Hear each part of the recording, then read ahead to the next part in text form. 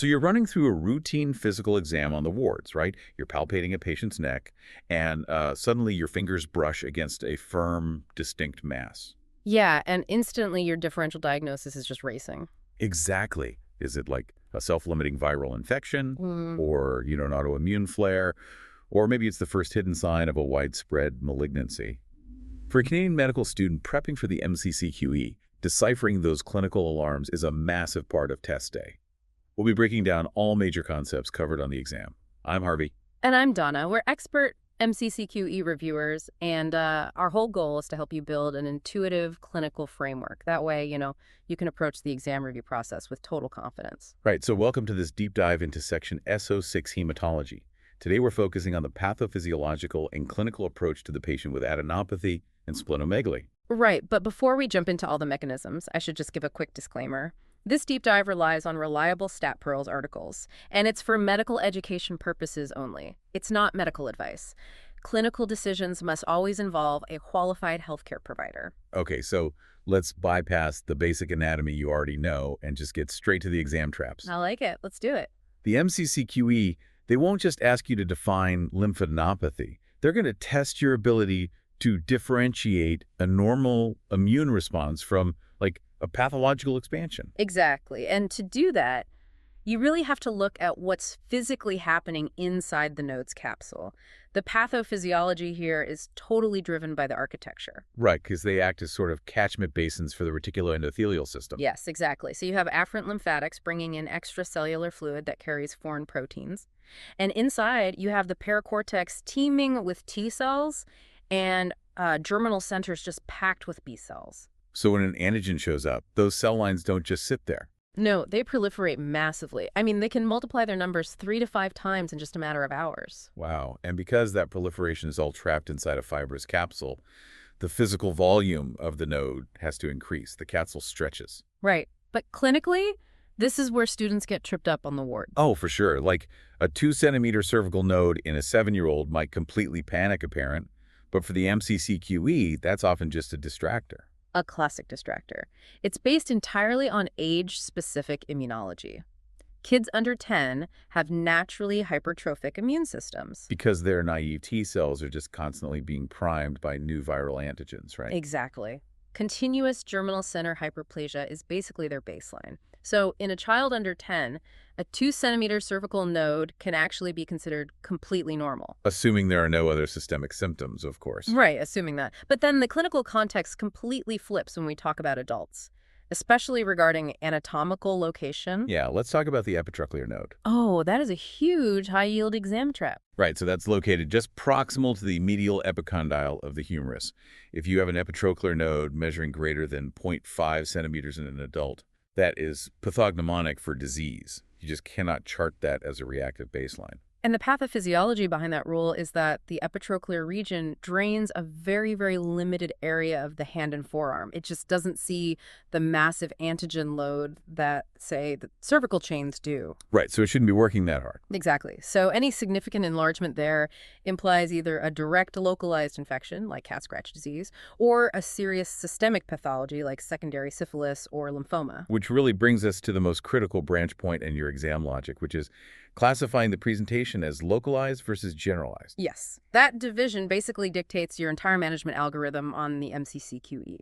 So localized adenopathy means contiguous groupings of nodes. That accounts for, what, like 3/4 of all cases, mostly head and neck. Yeah, around there.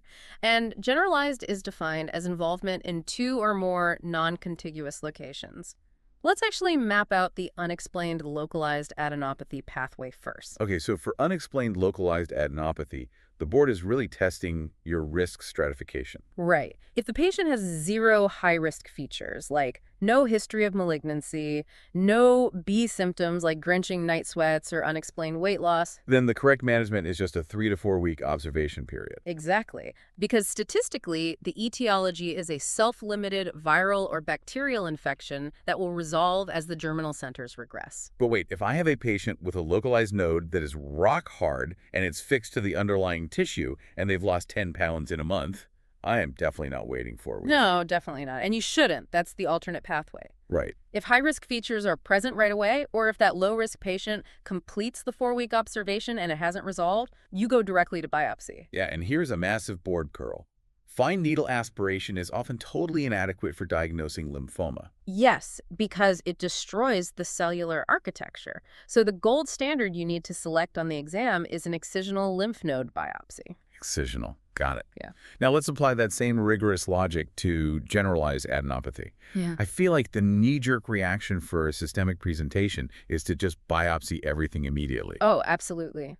Everyone wants to rule out lymphoma right away, but the board will actually penalize you for over-investigating before you rule out common infectious causes.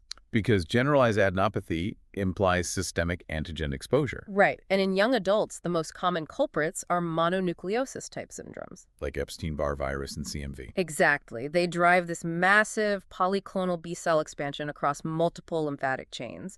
So your very first step, step 1, has to be a complete blood count with a manual differential. Looking for atypical lymphocytes. Yes, alongside an EBV serology. Okay, but if the CBC and EBV are negative, we still don't jump straight to the scalpel. No. Step 2 is basically casting a very specific epidemiological net based on chronicity. Right, so you'd order a PPD for tuberculosis, an RPR for syphilis, a chest x-ray to check for mediastinal involvement. And don't forget an ANA to check for autoimmune drivers like lupus, plus a hepatitis B surface antigen and an HIV test.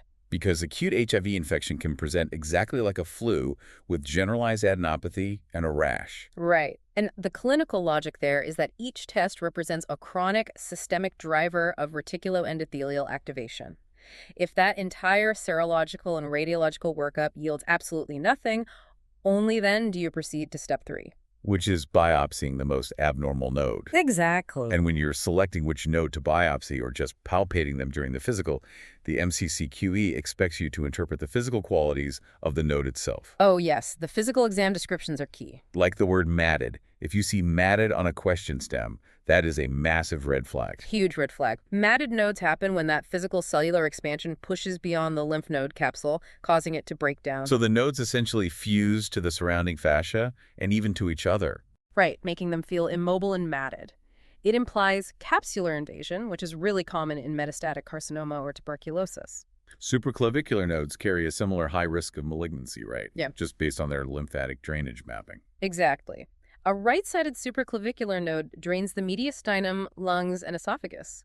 But an enlarged left-sided one, famously known as Virchow's node, receives drainage from the thoracic duct.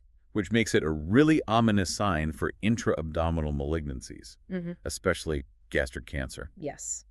The prevalence statistics for this are actually pretty staggering, and they hammer home why we stratify risk this way. In an unselected primary care setting, less than 1% of patients presenting with adenopathy have a malignant etiology. Less than 1%. Yeah. But if that patient is referred to a specialized center or presents with those matted nodes and weight loss, the probability of neoplasia jumps to nearly 50%. Wow. Okay, so moving from generalized adenopathy, which deals with systemic antigens, when an antigen is bloodborne, rather than just confined to the tissue lymphatics, it inevitably reaches the body's largest single mass of lymphoid tissue. The primary blood filter, the spleen. Right. And if you understand lymph nodes, you honestly already understand half of splenic pathophysiology. It's so true. I like to think of the spleen's reticular meshwork like a highly complex microscopic maze. Right, where normal, highly deformable red blood cells and platelets can squeeze through the cords of Bill Roth without any issue. Exactly. But when the spleen becomes congested or it mounts a massive immune response, that maze essentially collapses on itself. It starts trapping, sequestering, and destroying those circulating cells. But to recognize that pathological expansion on the exam, you need the hard clinical dimensions. Definitely. So a normal spleen is tucked away in the left upper quadrant adjacent to ribs 9 through 12. And it measures up to about 12 centimeters in craniocaudal length, right? Weighing up to 200 grams. Correct. So splenomegaly is formally defined as a length between 12 and 20 centimeters. While massive splenomegaly is anything over 20 centimeters or 1,000 grams. Right. At that point, the organ can actually cross the midline of the abdomen and extend all the way down into the pelvis. But the MCCQE loves testing the physical maneuver to palpate it because it is notoriously tricky. You can't just poke the left upper quadrant. No, the board-tested technique is very specific.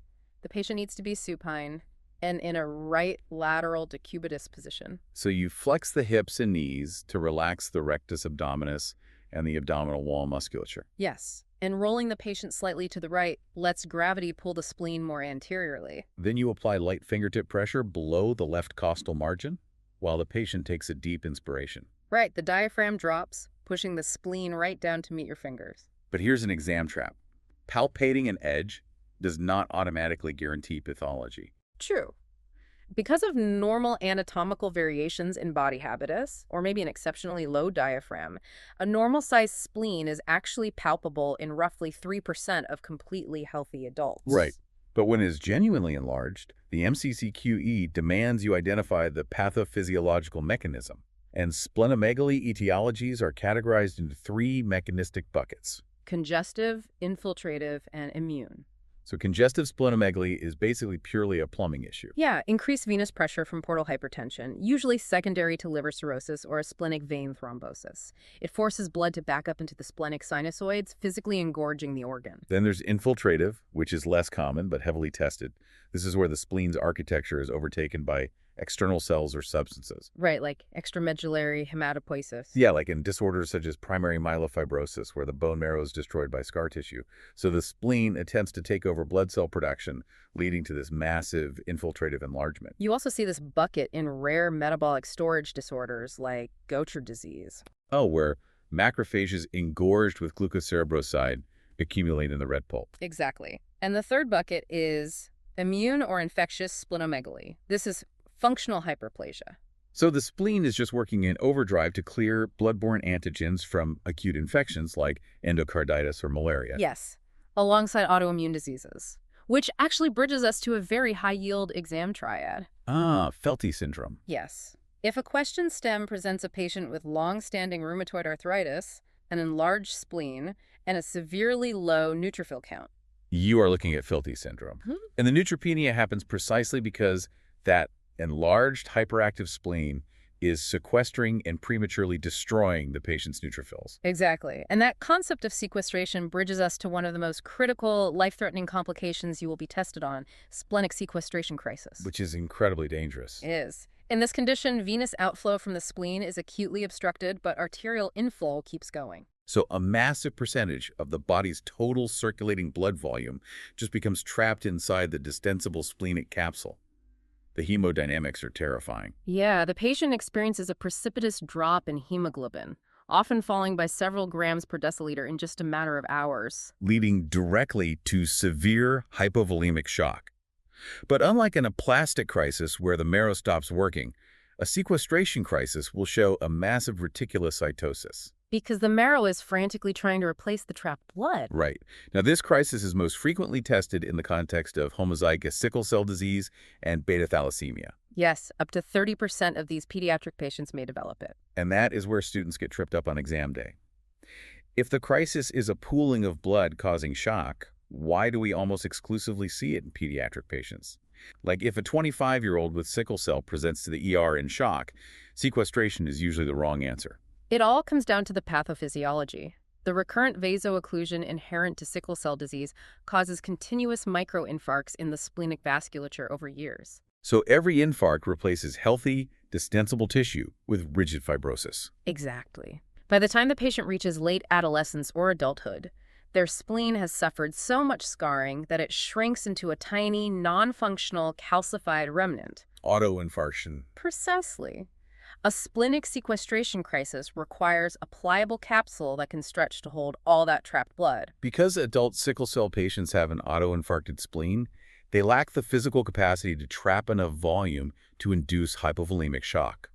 That anatomical limitation makes sequestration an almost exclusively pediatric emergency. Exactly. So whether you're dealing with a dangerously enlarged spleen from a crisis or chronic cytopenias from hypersplenism, you have to know the management guidelines.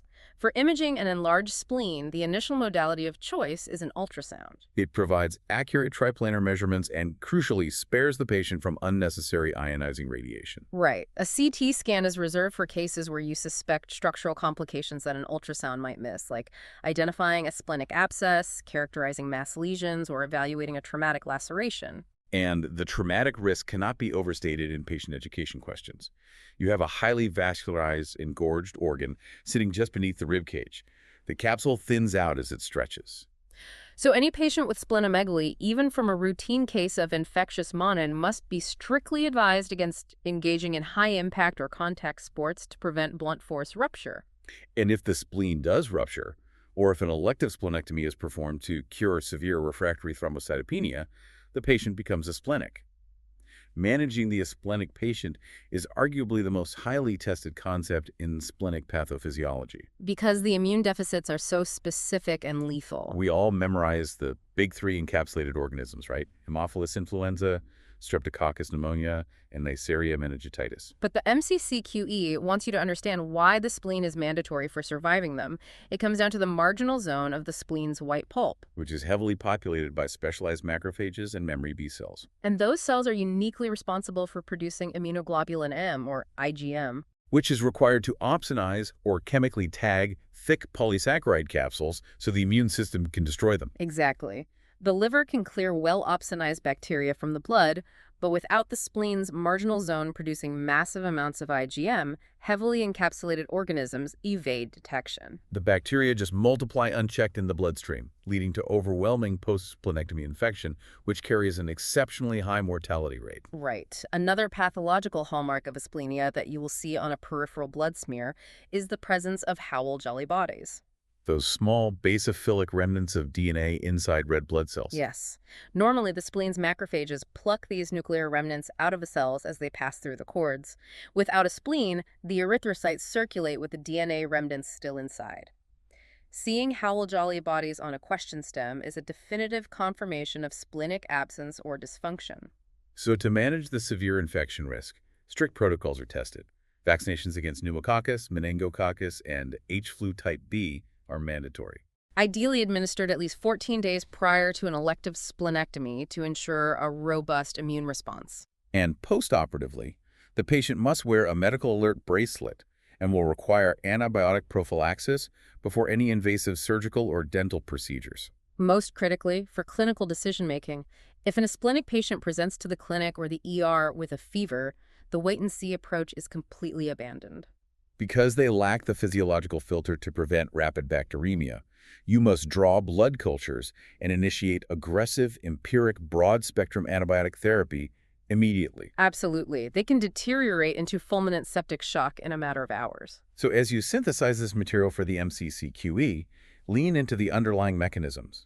Recognize that a 2-centimeter node in a child is often normal hyperplasia, while an adult epitrochlear node demands investigation. Right. And use the wait-and-see algorithm for low-risk, localized adenopathy, but rely on the stepwise infectious to autoimmune to biopsy pathway for generalized presentations. Master the anatomical positioning to palpate a spleen. Understand the autoinfarction mechanism that limits sequestration crises to pediatrics. And never underestimate the immediate necessity of empiric antibiotics in a febrile asplenic patient. The clinical presentation becomes a highly logical framework when you connect it back to the cellular architecture.